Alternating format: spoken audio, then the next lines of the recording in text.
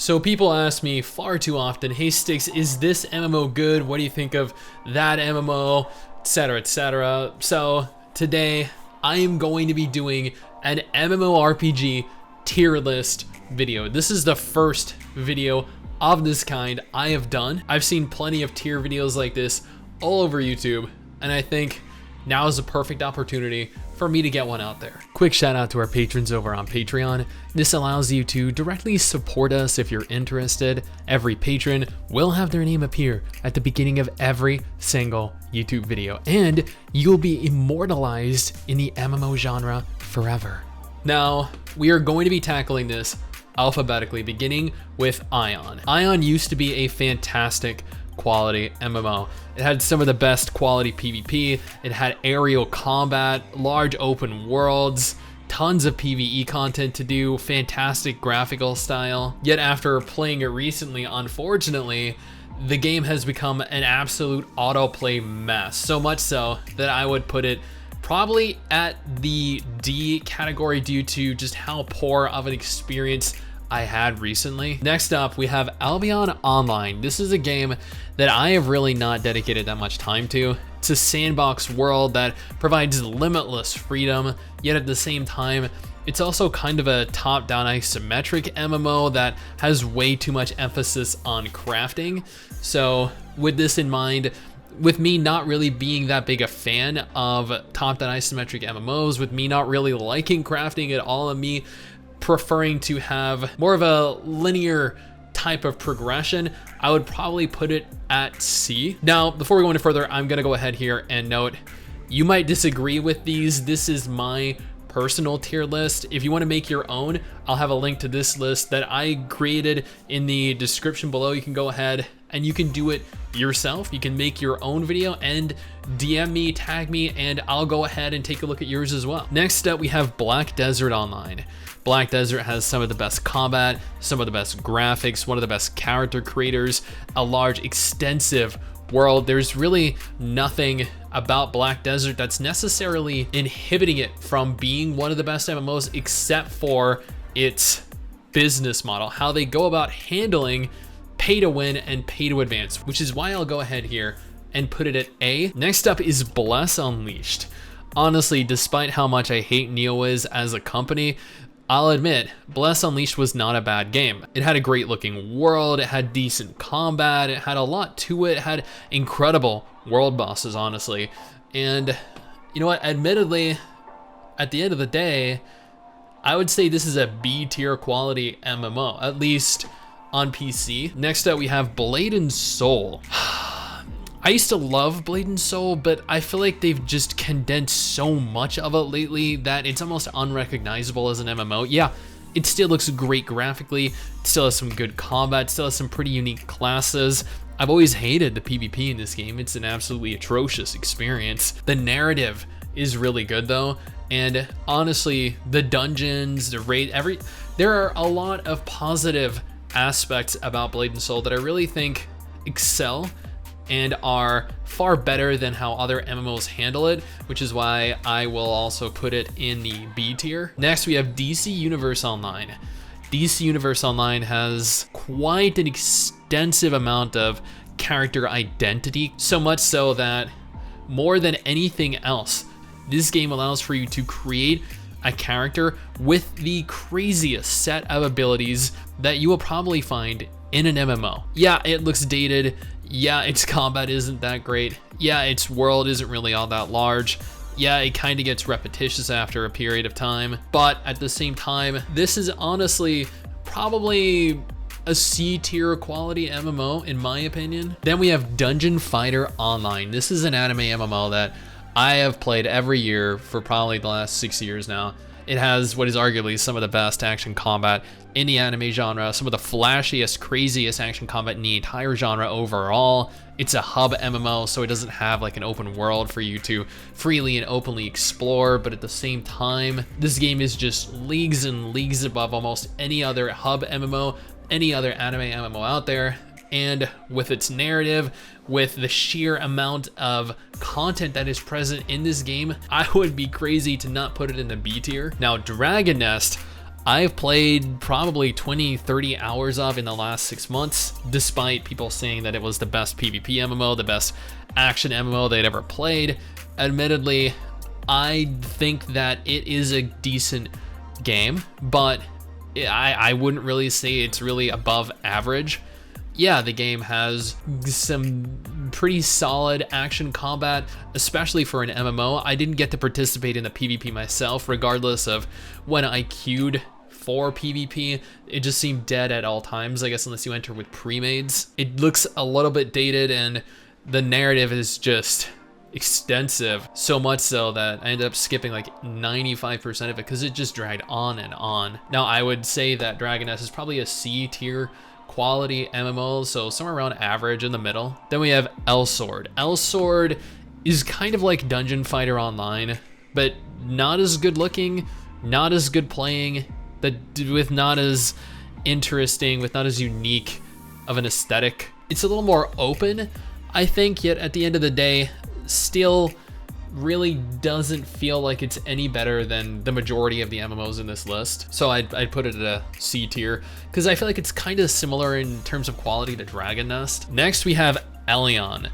Albion, well, when I played Albion, I thought it was going to be really good. When it was Ascent Infinite Realm, I had reservations about the game. I thought, honestly, that it had the potential to be good with its steampunk aesthetic, with its aerial combat, but then when they converted it to Albion, they absolutely gutted everything about this game that was unique.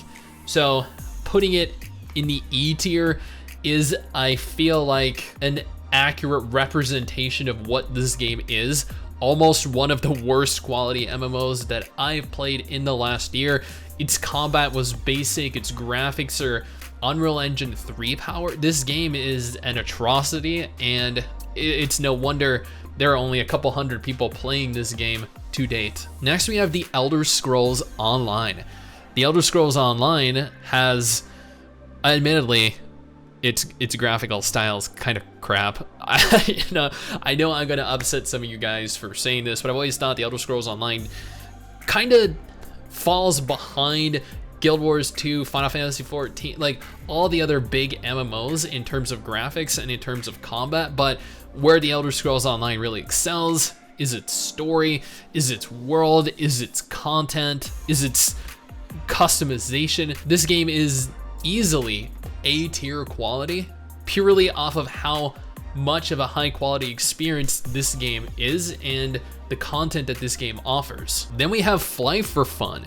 Flyff was probably the second anime MMO that I ever played, all the way back in the early 2000s. This was a game that really showed me how unique, how different and innovative games can be. Yeah, by today's standards, honestly, it's really not very good.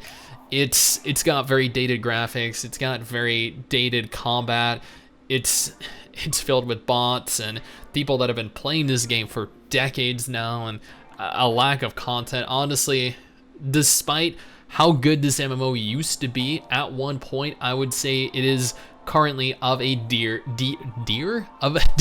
tier quality. Then we have Guild Wars 2. This game has one of the best narratives in the genre. It has some of the highest quality hybrid action combat, has an enormous world, an interesting, unique leveling system that is just such a drastic departure from the traditional leveling experience you find throughout pretty much every MMO. Granted, its graphics are more dated than other games like Black Desert or Final Fantasy 14, but honestly, even despite that, I would say Guild Wars 2, with its unique mount system, with its unique hybrid combat, its narrative, you can't put into words how much of a unique experience Guild Wars 2 is, so much so that I would say it's one of the few S tier MMOs that are currently available. Then we have Lineage 2. Lineage 2, well, currently is, I know some people might not agree with this, but it is a pay-to-win mess these days, but it is an NCSoft game, so it stands to reason. Now, this was once an incredible game. I know it still has quite a large population of players. It looks great, it has decent combat, an impressive world, a lot of depth to it, but from what I have played, I would say this is probably a C tier quality MMO, so about average. Then we have Lost Ark, which is the newest MMO to release. Honestly, this is a top-down isometric MMO. I'm not a fan of top-down isometric games, so this graphical style doesn't necessarily appeal to me. It does have incredibly fast, incredibly flashy, incredibly fluid action combat. It has a fairly basic, kind of uninspired leveling system. Looks great graphically. Has a pretty good character creator, despite the fact that you can't really see much of your character at any point in time. Great PvE, decent PvP. Honestly, I feel like this is somewhere between an A tier and a B tier quality MMO. I'm not sure where specifically to put it, because the graphical style doesn't necessarily appeal to me, and I feel like there really isn't necessarily too much to do in the game. I'm probably gonna list it as a B tier, and the fact that it's absolutely overrun with bots. Then we have the Lord of the Rings Online. I will admit, I have not really put much time or much effort into Lord of the Rings Online, purely because it just felt so old and felt so dated to me. Like, it really didn't matter that I tried. I spent approximately 4 hours in this game, but it's slow combat, it's really dated Western aesthetic. I don't know. I didn't really like it. I'm a fan of pretty games. I'm a fan of good combat. So this is somewhere in the middle for me. This is about average. It's not great, but at the same time, it's not bad. Then we have Mabinogi. Mabinogi is one of the most unique MMOs out there. It's a social MMO that allows you to get a job. It allows for you to rebirth your character, so you pretty much never have a definitive end in terms of gameplay. Yet at the same time, its combat system, while unique, is one of the most atrocious combat systems that I have ever had to sit through. It is so arduously slow, but it makes up for it in providing you such a unique experience outside of its combat that honestly I feel like it is easily, without a doubt, a B tier quality MMO. Then we have MapleStory.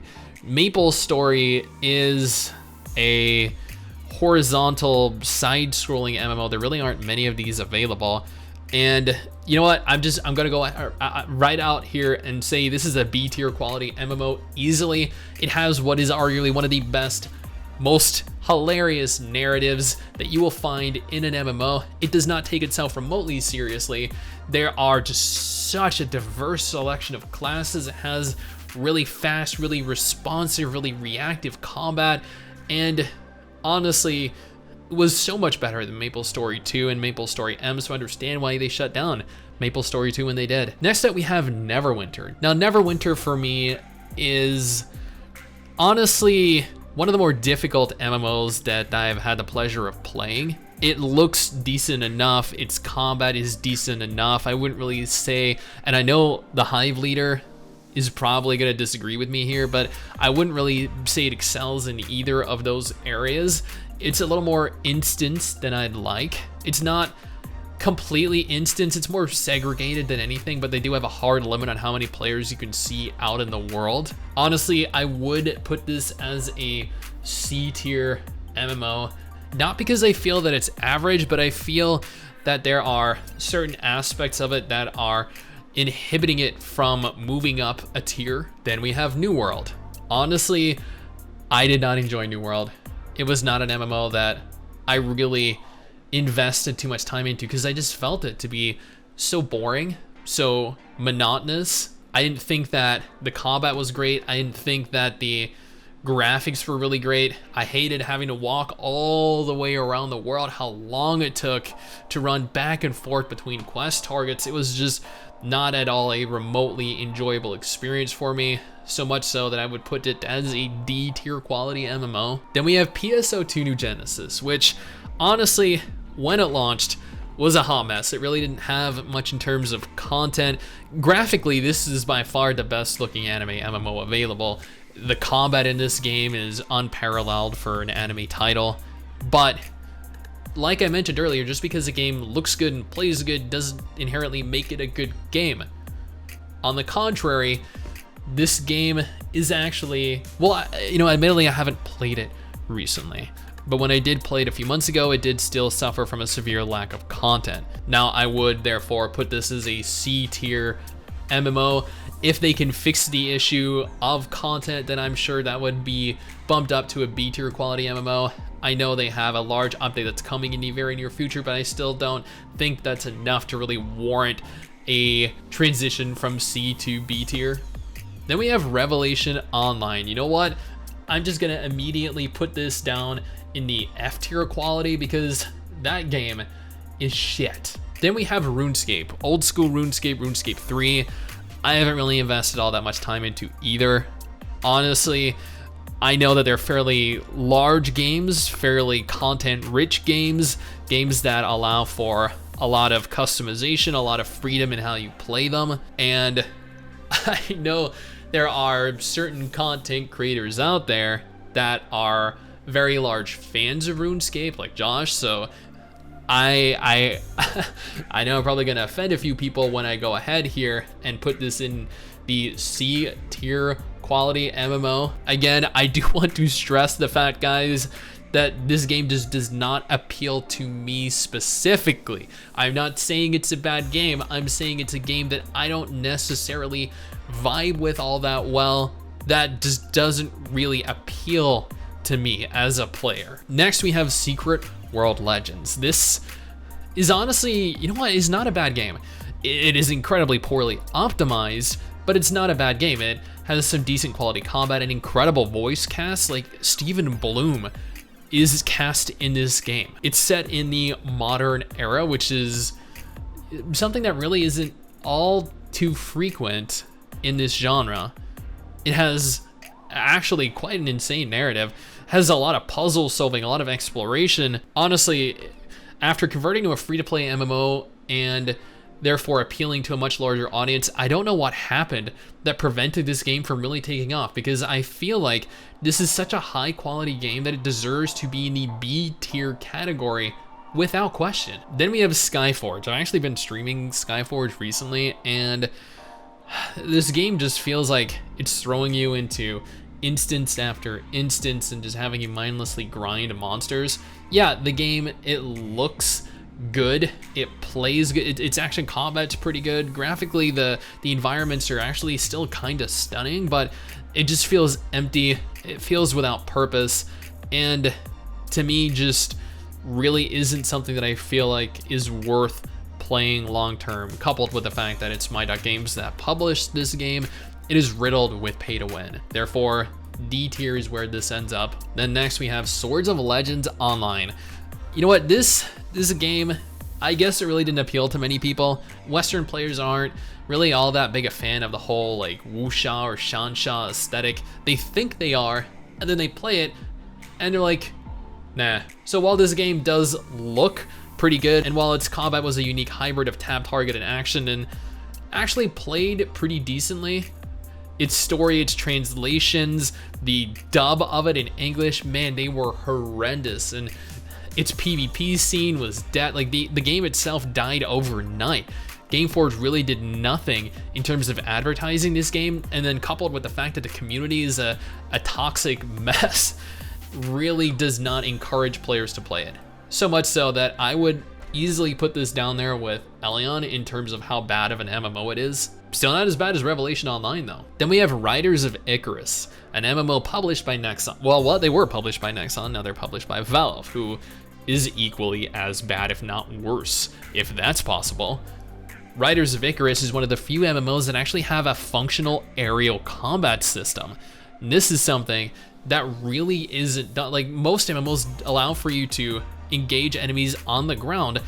Every now and then they'll allow for you to engage enemies in the water, but this game literally lets you fly up on a mount into the sky and utilize your mount, various different abilities to engage enemies pretty much everywhere.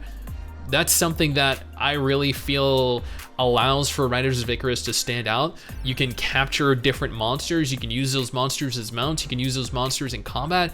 There is such a diverse selection of content that is offered by Riders of Icarus. If it wasn't absolutely destroyed by its pay to win, then I dare say this probably could have been one of the most unique MMOs out there. And I know this is weird. Riders of Icarus and Rift are both included after Skyforge and Swords of Legends. I'm not sure why this happened, but either way, I would put this in the D tier category. Then I guess since we have Rift as well, which is another R that should technically come before S, we'll go ahead and talk about Rift next.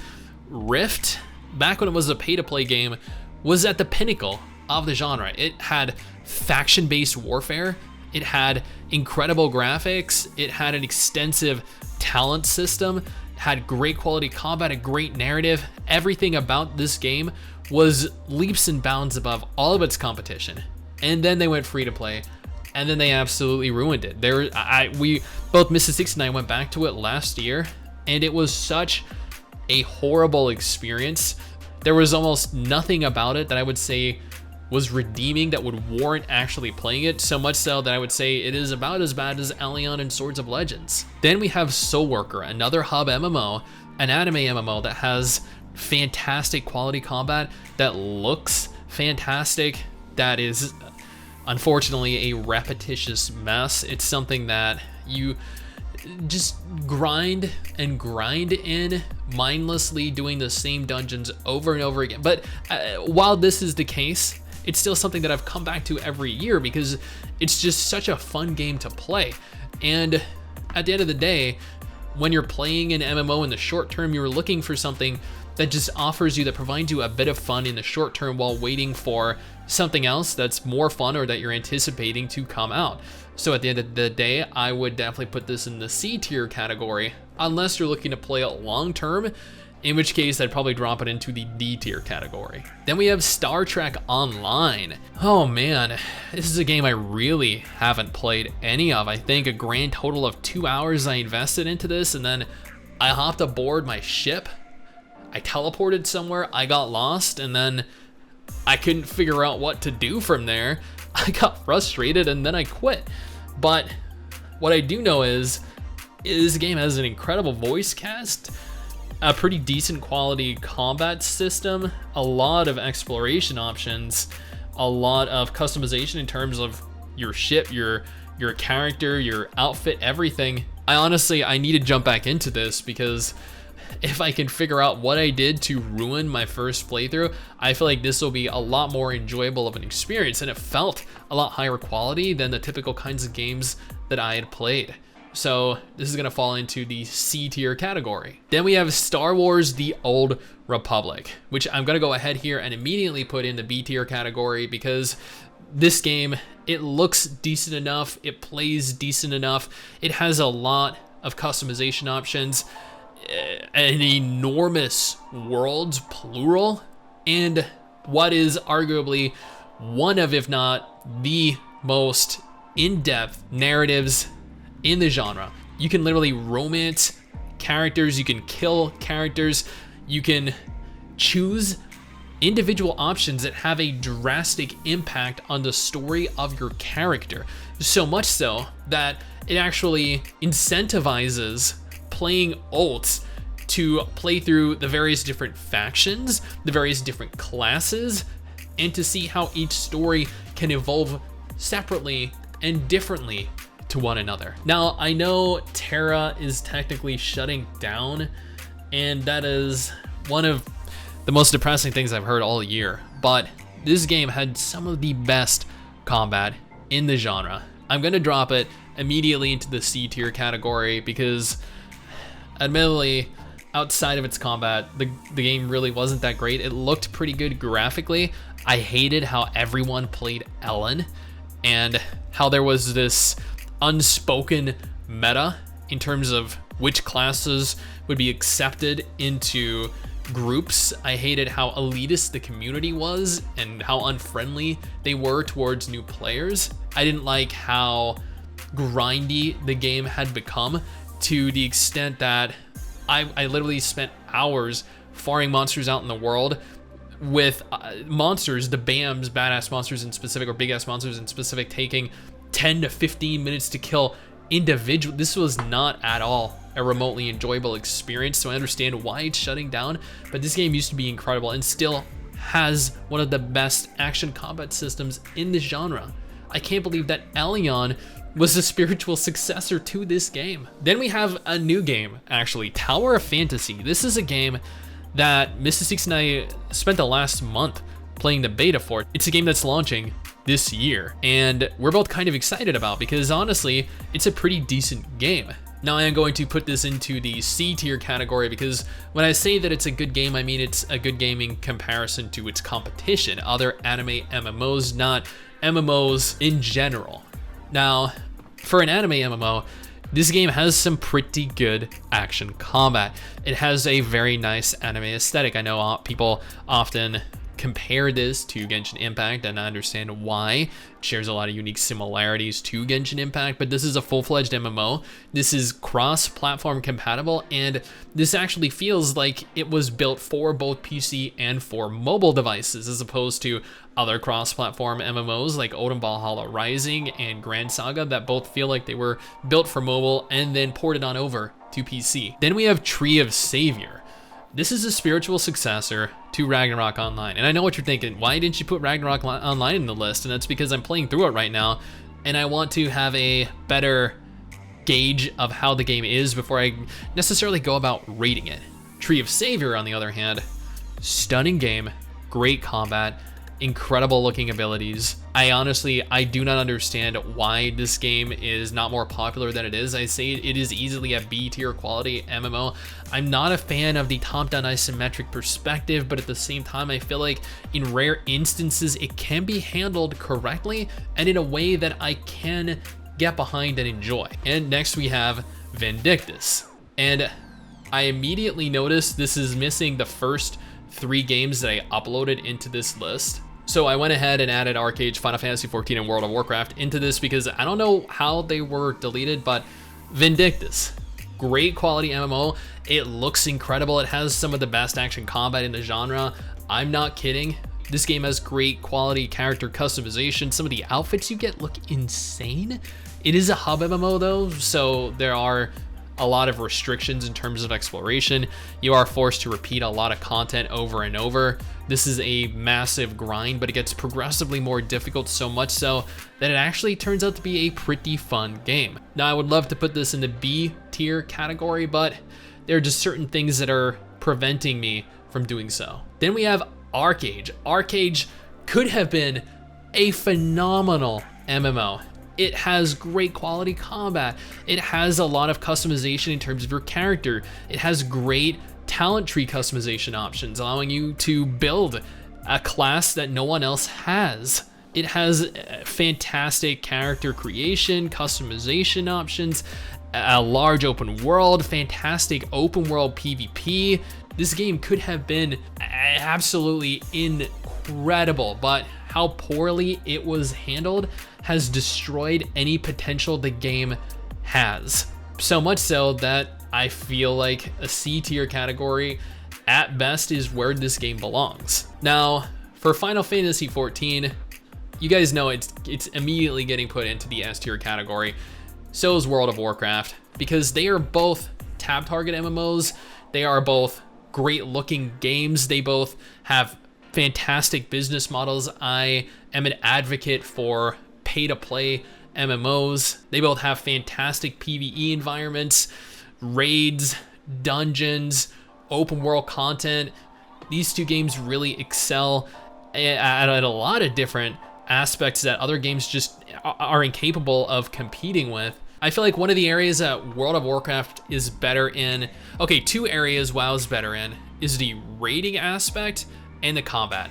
WoW is unparalleled in its tab target combat. There is no MMO that does tab target combat as good as WoW does. Final Fantasy XIV, however, has a much better PvE scene. They have better dungeons, they have better 24 player raids, they have the option for things like trials, the 8-player Savage content, ultimate content are phenomenal quality raids, but I feel like the scope of WoW's raids are larger and more impactful and allow for a lot more room for players to engage in cooperative content. Either way, both games, Final Fantasy XIV specifically, is gorgeous. WoW's new zones look fantastic. These games are two of the highest quality MMOs in this list. Now this right here is my tier list, a list of MMOs that I believe to be probably the only MMOs that are really worth well, with the exception of anything below the C tier category, I believe. So everything C tier and above are MMOs that are worth playing in my opinion. I, again, would love to hear what your tier list looks like. If you disagree or agree with what I've posted, let me know down in the comment section below. Now, man, this recording has taken way too long, so I'm gonna go ahead and get dinner.